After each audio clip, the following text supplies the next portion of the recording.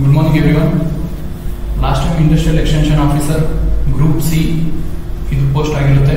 KPSC ಇಂದ last year notification ಬಿಟ್ಟಿದ್ರು.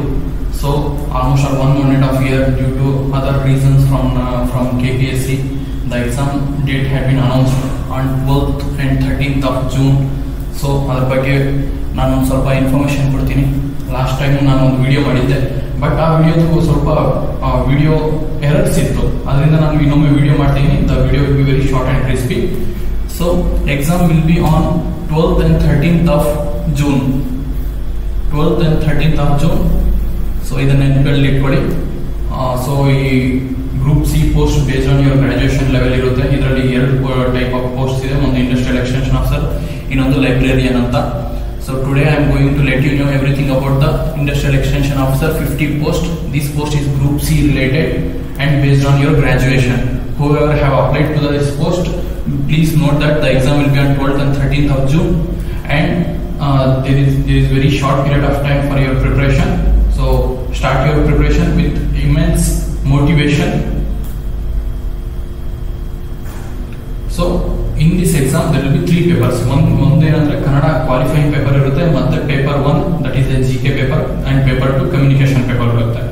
Qualifying paper Kannada ಇರೋದ್ರಿಂದ ನಿಮಗೆ ಟೋಟಲಿ 150 ಮಾರ್ಕ್ಸ್ಗೆ ಈ ಪೇಪರ್ ಇರುತ್ತೆ. ಮಿನಿಮಮ್ ನಿಮಗೆ 50 ಮಾರ್ಕ್ಸ್ ತಗೋಬೇಕಾಗಿರುತ್ತೆ ಈ ಪೇಪರ್ ಅಲ್ಲಿ. So this is the qualifying paper for Kannada. ನೀವು ಆಲ್ರೆಡಿ SSLC ಅಲ್ಲಿ first language or second language ಅಲ್ಲಿ ನೀವು ಕನ್ನಡ ಅಪಿಯರ್ ಆಗಿದ್ದೀರಾ ಅಂದ್ರೆ there is no need for you to write this Kannada paper.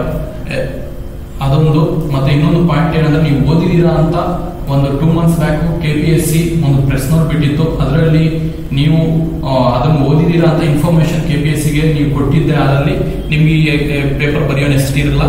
ಇಲ್ಲಾಂದ್ರೆ ಪ್ಲೀಸ್ ಡೋಂಟ್ ನೀವು ಕನ್ಫ್ಯೂಷನ್ ಅಲ್ಲಿ ಇರಬೇಡಿ. ಪೇಪರ್ ಅನ್ನ ಅಟೆಂಡ್ ಮಾಡಿ, Kannada qualifying paper. If you have not provided the information for the KPSC, if you have any doubts regarding it, please comment it. I will let you know within short duration of time. Then ಇನ್ನೊಂದು point ಏನಂದ್ರೆ, ನಿಮಗೆ ಈ paper ಅಲ್ಲಿ ನಿಮ್ಗೆ Kannada qualifying paper ಆದ್ರಿ, ಅದಾದ್ಮೇಲೆ ನಿಮ್ paper 1 paper 2 ಬರೆದ್ರಿ, ಅದರಲ್ಲಿ ಪೇಪರ್ 1 ಪೇಪರ್ 2 ಅಲ್ಲಿ ನಿಮಗೆ ಮಿನಿಮಮ್ 35% ಮಾರ್ಕ್ ಅನ್ನು ನೀವು ಗಳಿಸಲೇಬೇಕು. ಅವಾಗ ಮಾತ್ರ ನೀವು ಎಲಿಜಿಬಲ್ ಇರ್ತೀರಾ ಪೋಸ್ಟ್ಗೆ. ಓಕೆ,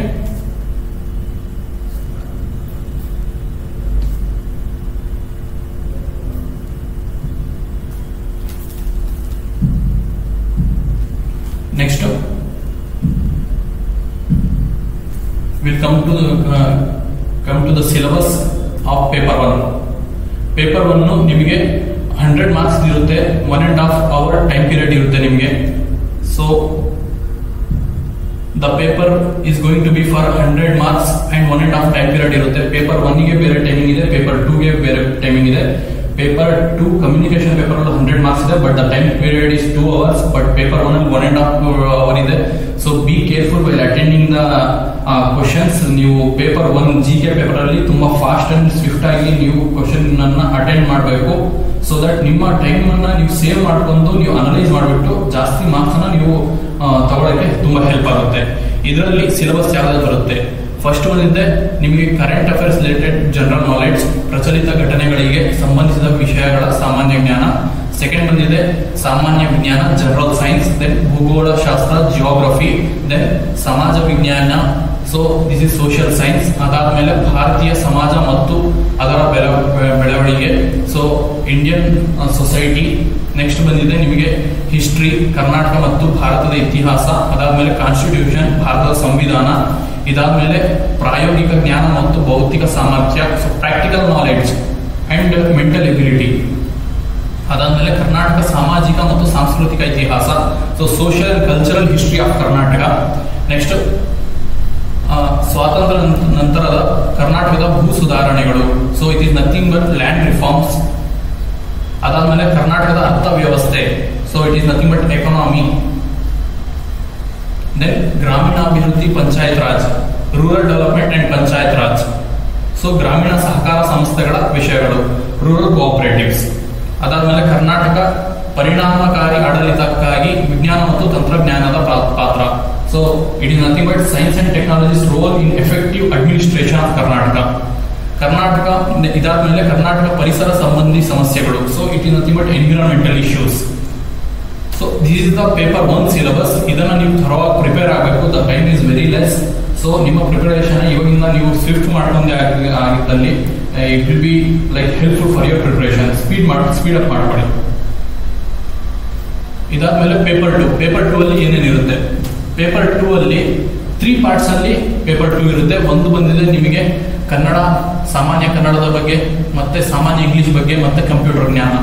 ಈ ತ್ರೀ ಸಬ್ಜೆಕ್ಟ್ಸ್ ಮೇಲೆ ನಿಮಗೆ ಪೇಪರ್ 2 ಇರುತ್ತೆ. ಇದನ್ನು 100 ಮಾರ್ಕ್ಸ್ ಇರುತ್ತೆ. But observe here, you will be getting 2 hours of time period here. So ನಿಮ್ಗೆ ಇಲ್ಲಿ ಹಾಫ್ ಅನ್ ಅವರ್ ಜಾಸ್ತಿ ಇರುತ್ತೆ ಕಂಪೇರ್ ಟು ಪೇಪರ್ 1. ಸೊ ಇದರಲ್ಲಿ ಕನ್ನಡ ಅಲ್ಲಿ 35 ಮಾರ್ಕ್ಸ್, ಇಂಗ್ಲಿಷ್ ಅಲ್ಲಿ 35 ಮಾರ್ಕ್ಸ್, ಕಂಪ್ಯೂಟರ್ ಅಲ್ಲಿ 30 ಮಾರ್ಕ್ಸ್ ಇರುತ್ತೆ. Next, this is the roster. ಈ ರೋಸ್ಟರ್ ನ ಒಂದು ಸ್ಕ್ರೀನ್ ಶಾಟ್ ತಗೊಳ್ಳಿ. ಸ್ಕ್ರೀನ್ ಶಾಟ್ ತಗೊಂಡು ನೀವು ಯಾವ ಕ್ಯಾಟಗರಿ ಬಿಲಾಂಗ್ ಆಗ್ತೀರಾ ಅದನ್ನ ನೀವು ಪರ್ಸನಲ್ ಆಗಿ ನೋಡ್ಕೊಳ್ಳಿ. ಓಕೆ, ನಾವು ದ ಪೇ ಸ್ಕೇಲ್ ಯಾವ್ದಿರುತ್ತೆ? ಇಂಡಸ್ಟ್ರಿಯಲ್ ಎಕ್ಸ್ಟೆನ್ಷನ್ ಆಫೀಸರ್ ಅಂದ್ರೆ 7th ಪೇ ಅಲ್ಲಿ 54,175 ಪೇ ಸ್ಕೇಲ್ ಇದೆ. It can go further in January or February. ನಿಮ್ಗೆ 8th ಪೇ ಕಮಿಷನ್ ಆಗುತ್ತೆ. ಆವಾಗ ನಿಮ್ಮ ಪೇ ಸ್ಕೇಲ್ ಇದಕ್ಕನ್ನ ಜಾಸ್ತಿ ಆಗುತ್ತೆ. ನಿಮಗೆ ಈ industrial extension officer as an officer serve ಮಾಡಬೇಕಾದ್ರೂ ಇಟ್ ವಿಲ್ ಬಿ ಮೋಟಿವೇಟಿಂಗ್ ನಿಮಗೆ ಜಾಬ್ ಇರುತ್ತೆ. ಇದ್ರ ಜೊತೆಗೆ if you are interested in earning money, it is also like ನಿಮ್ಮ ಪೇ ಸ್ಕೇಲ್ ತುಂಬಾ ಜಾಸ್ತಿ ಇದೆ. So focus towards that also. ಇಲ್ಲಿ 54 ಅಲ್ಲದೆ ಇದು 65 ಹೋಗುತ್ತೆ when once the 8th pay commission will be happening in next year. ನಿಮ್ಮ ಪೋಸ್ಟಿಂಗ್ ಆಗಿ ನಿಮಗೆ ಕಾಲ್ ಲೆಟರ್ ಬರೋರಿಗೆ ಆರಾಮಾಗಿ 8th ಪೇ ಕಮಿಷನ್ ವರೆಗೂ ನೀವು ಹೋಗಿರ್ತೀರ.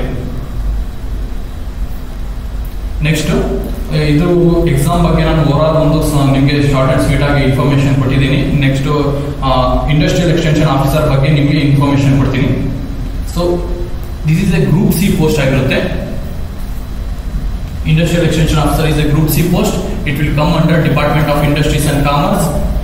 ಈ ಡಿಪಾರ್ಟ್ಮೆಂಟ್ ಅಲ್ಲದೆ ಸುಮಾರು ಡಿಪಾರ್ಟ್ಮೆಂಟ್ಗಳು ಈ ಇಂಡಸ್ಟ್ರಿಯಲ್ ಎಕ್ಸ್ಟೆನ್ಷನ್ ಆಫೀಸರ್ ಪೋಸ್ಟ್ ಜೊತೆಗೆ ಅಸೋಸಿಯೇಟ್ ಆಗಿರುತ್ತೆ. ಅದು ಯಾವ್ದಾದ್ರೆ ಫಸ್ಟ್ ಒಂದಿದೆ ministry of sugar, textile and handlooms, ಮತ್ತೆ ministry of mains and geology, ministry of small scale industries, ministry of large and medium industries.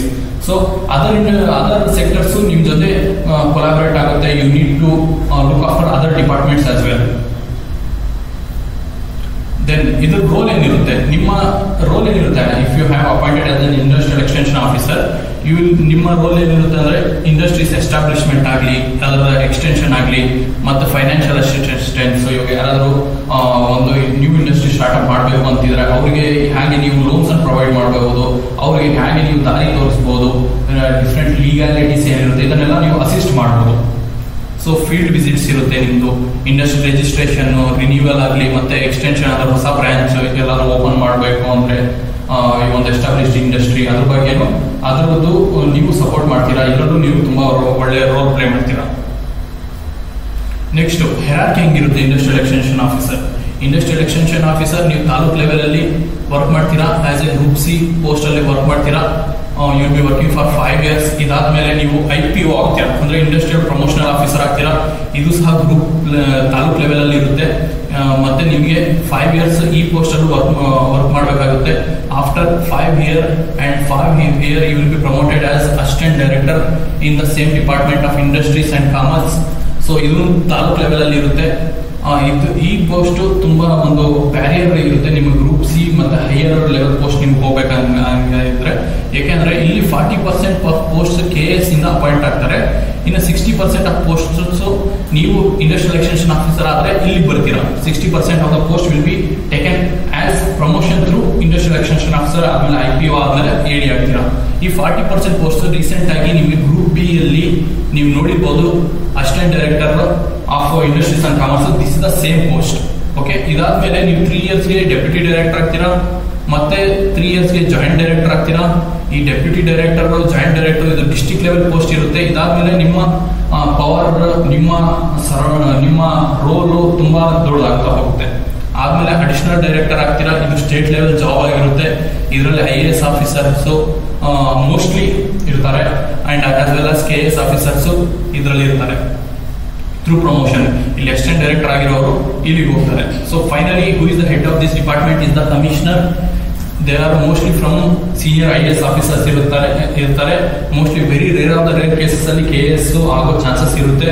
But ನೀವು ಇಂಡಸ್ಟ್ರಿಯಲ್ ಎಕ್ಸ್ಟೆನ್ಷನ್ ಆಫೀಸರ್ ಆದಾಗ ನಿಮಗೆ maximum AD or DD ವರೆಗೂ ಹೋಗ್ಬೋದು.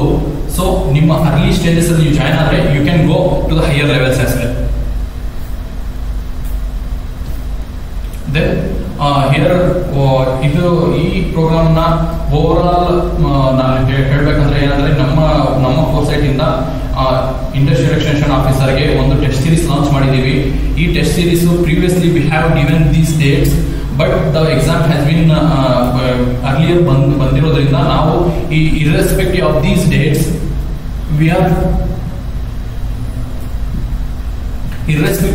Dates ನಾವು ನಿಮಗೆ ಎಲ್ಲಾ test available ಮಾಡ್ಕೊಡ್ತಿದ್ದೀವಿ. ಸೊ ಎನ್ರೋಲ್ ಆಗಿ the fees is very minimum, 499 rupeesಗೆ industrial extension officer test series ಇದೆ. ಹಾಗೂ ನೀವು ಯಾವುದೇ ಸಬ್ಜೆಕ್ಟ್ ನಿಮ್ಗೆ ವೀಕ್ ಇದ್ರೂ you can take any test and you can attend at any time. So all the tests are available, all the tests are open. You can take the test at any time at your convenience. So already ನಿಮಗೆ ಇವಾಗ only 20 days ಇರೋದ್ರಿಂದ you can make use of this opportunity. ನಿಮ್ಗೆ ಎಲ್ಲಾ test available ಇದೆ. So don't miss this opportunity.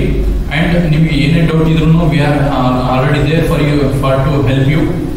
So any other doubts, ನಿಮ್ಗೆ ಏನೇ other doubts ಏನಾದರೂ ಇದ್ರೂ ಕಮೆಂಟ್ ಮಾಡಿ. So thank you.